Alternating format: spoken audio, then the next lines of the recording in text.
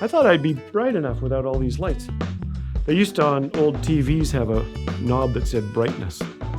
And my older brother used to say, you should have one of those that could turn it up.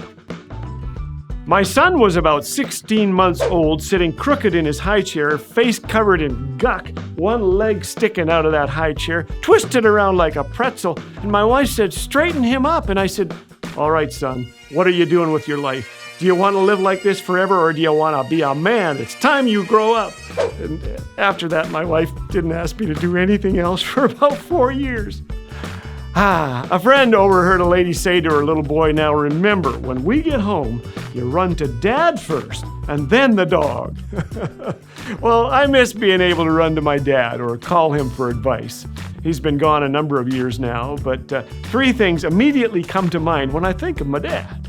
Number 1 is Dad made me laugh. Sometimes he accomplished this with slapstick humor, where he tossed his comb-over forward over his eyes, or jumped out of a closet with a yell when I walked by. Dad only weighed about 180 pounds, but he was a ton of fun. I couldn't help passing that along to my kids, and now I have grandkids, and sadly, none seem to appreciate a corny sense of humor.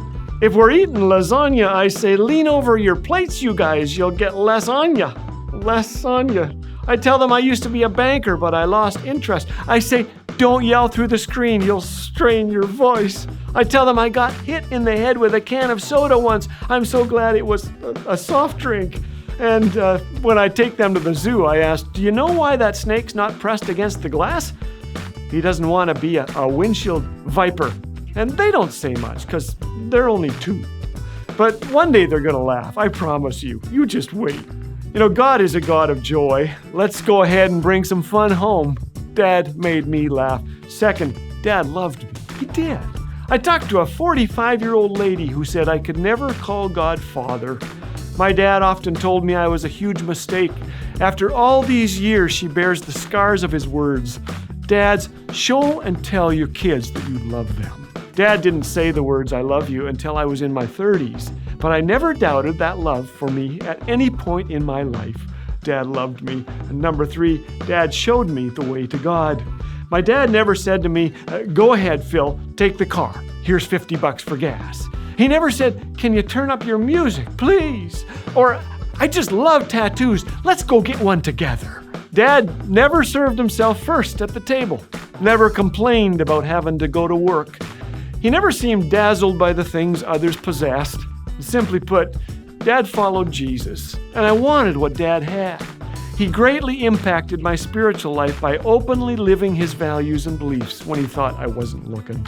I read the Bible each day because, well, my dad did. I say sorry to my wife and kids because Dad did.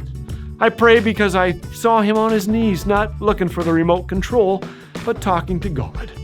These things are caught more than taught, aren't they? We didn't have devotions together as a family every night, but most nights there was a story told, a few verses read, a bedtime prayer, and 7 inspiring words. God loves you, and I do too. Mom said this. Dad was far short of perfect, but he loved to laugh. He loved me, and he loved God. Each of us is capable of this. I asked some teenagers once what they'd like from their fathers. One said love, another said time, the car keys. I'd like him to listen to me, said another. And all of us can leave footsteps worth following when we live our lives humbly with a little bit of humor and a whole lot of love. God bless you as you do. You want to help make stories of hope and joy available around the world? Make sure to hit that subscribe button and like this video today.